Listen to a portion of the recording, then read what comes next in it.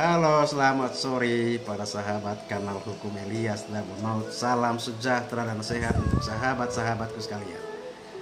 Sore hari ini saya ingin mengangkat tema terkait dengan netralitas aparatur sipil negara ASN dalam pilkada. Nah, seperti biasa menjelang momen pemilihan umum kepala daerah pilkada, termasuk pilkada yang diselenggarakan secara serentak di 270 daerah, ya, 9 provinsi, 224 kabupaten dan 37 kota pada tanggal 9 Desember 2020. Isu netralitas ASN kembali menjadi sorotan, ya. Pertanyaan kita, mengapa isu ASN itu, netralitas ASN ini selalu disoroti, padahal sudah ada berbagai ketentuan, ya, yang diatur baik dalam legislasi maupun regulasi-regulasi lainnya. Nah, saudara-saudara sekalian, memang, ya, ASN ini memiliki posisi yang cukup strategis, ya, untuk menjadi mesin politik pemenangan kandidat pasangan calon karena dapat mendulang suara. Itu penelitian yang saya kutip dari Gusman pada tahun 2017. Bahkan kekuatan ASN itu dapat mengalahkan soliditas partai politik pengusung, ya. Dan terkait dengan netralitas ASN ini, dalam konsepsi negara demokratis, netralitas ASN merupakan satu prasyarat mutlak, ya, dalam rangka mewujudkan tata kelola pemerintahan yang baik dan bersih, good and clear government.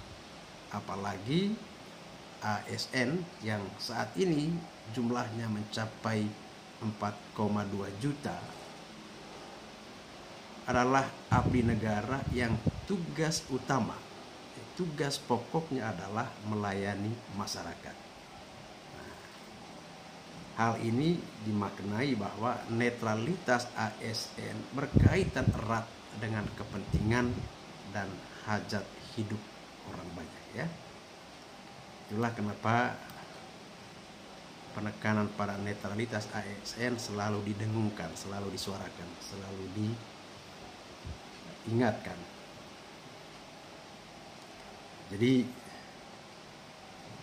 ASN itu sebagai bagian dari birokrasi diharapkan, ya, tidak menjadi alat kekuasaan, tetapi bagian dari kebutuhan rakyat, ya.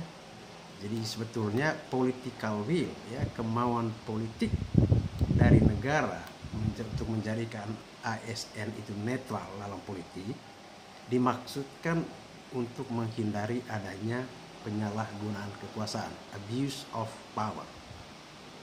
Karena ketidaknetralan ASN tidak hanya berpengaruh pada optimalisasi tugas pelayanan publik, tapi juga dapat menimbulkan berbagai konsekuensi negatif, ya, diantaranya polarisasi ASN ke dalam kutub-kutub kepentingan politik praktis, yang tentunya dapat memicu timbulnya benturan dan konflik kepentingan antar ASN. Dan kalau ini dibiarkan, pada akhirnya menyebabkan terganggunya pelayanan publik, ya. Keberpihakan dan keterlibatan ASN pada kegiatan politik praktis juga sangat berpotensi melahirkan praktek koruptif, di mana ASN memanfaatkan fasilitas negara untuk memberikan dukungan politik. Nah, selain itu, tuntutan agar ASN itu netral sebetulnya selaras atau sejalan dengan semangat reformasi birokrasi yang mestinya mengedepankan profesionalisme kepada kepentingan publik, bukan kepada atasan atau pejabat politik lokal. Nah, bagaimana dalam prakteknya, dalam kenyataannya, ya? Selama ini kita sudah jamak mengetahui bahwa ASN itu ada yang terlibat dalam politik praktis, entah secara langsung atau sembunyi-sembunyi. Dan kalau kita merujuk pada data Badan Kepegawaian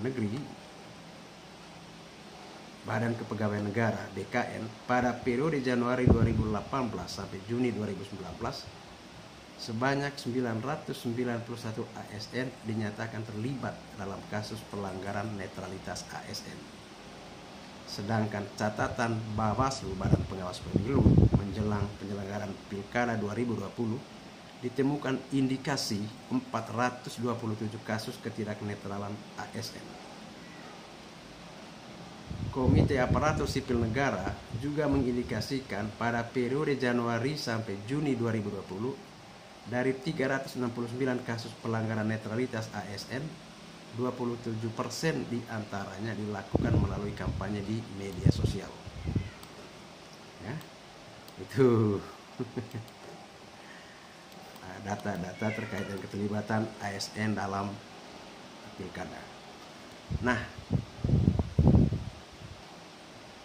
dasar hukum ya, larangan dan sanksi bagi ASN untuk terlibat dalam politik praktis bisa kita temukan dalam berbagai produk perundang-undangan maupun surat keputusan bersama yang isinya nanti teman-teman bisa cari di sana. Saya kutip di sini beberapa dasar hukum atau sumber hukum yang menjadi rujukan pentingnya ASN menjaga netralitas dalam pilkada. Yang pertama, Undang-Undang Nomor 10 Tahun 2016 tentang pemilihan kepala daerah ya, pilkada. Ada ketentuan yang mengatur bahwa pasangan calon dilarang melibatkan ASN, anggota Polri dan anggota TNI dan kepala desa atau perangkat desa lainnya. Lalu ada juga diatur dalam Undang-Undang Nomor 5 Tahun 2014 tentang aparatur sipil negara, Undang-Undang Nomor 30 Tahun 2014 tentang administrasi pemerintahan. Kemudian yang keempat, Peraturan Pemerintah Nomor 37 Tahun 2004 tentang larangan PNS menjadi anggota partai politik. Selain itu juga diatur di dalam Peraturan Pemerintah Nomor 42 Tahun 2004 tentang pembinaan jiwa korps dan kode etik pegawai negeri sipil. Salah satu ketentuan yang diatur di dalam PP 42 Tahun 2004 itu adalah PNS dilarang melakukan perbuatan yang mengarah pada keberpihakan salah satu calon atau perbuatan yang mengindikasikan terlibat dalam politik praktis atau berafiliasi dengan partai politik. Contoh-contoh larangan lain nanti teman-teman bisa lihat atau baca sendiri di dalam PP Nomor 42 Tahun 2004 ya, yang ada kurang lebih 7 larangan, termasuk dilarang mengunggah, menanggapi atau menyebarluaskan gambar atau foto bakal calon atau bakal pasangan calon kepala daerah melalui media online maupun media sosial.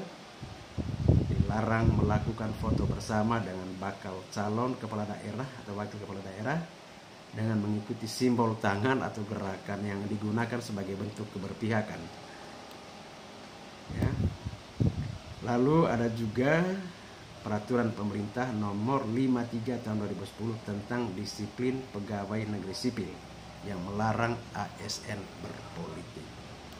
Regulasi terbaru menjelang pelaksanaan Pilkada 2020 ini ada surat keputusan bersama SKB yang ditandatangani oleh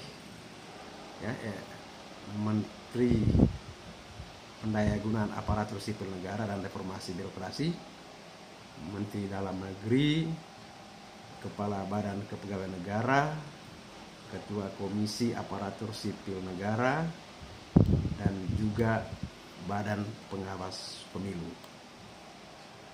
SKB surat keputusan bersama tentang pengawasan netralitas aparatur sipil negara ini diharapkan dapat menjadi pedoman bagi instansi pemerintah dalam menjaga netralitas ASN, khususnya pada penyelenggaraan Pilkada serentak tahun 2020 yang akan diselenggarakan pada 2020 mendatang ya.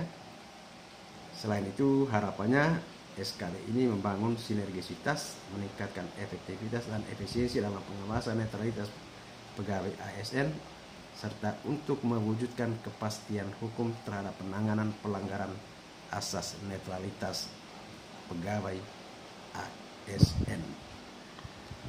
Dengan berbagai regulasi itu ya, termasuk yang terakhir SKD, netralitas ASN dapat memberikan suatu garansi atau jaminan bahwa penyelenggaraan birokrasi yang kuat dan iklim demokrasi yang sehat dalam pemilihan umum tetap terjadi atau dapat berlangsung. Saya kira itu ya teman-teman,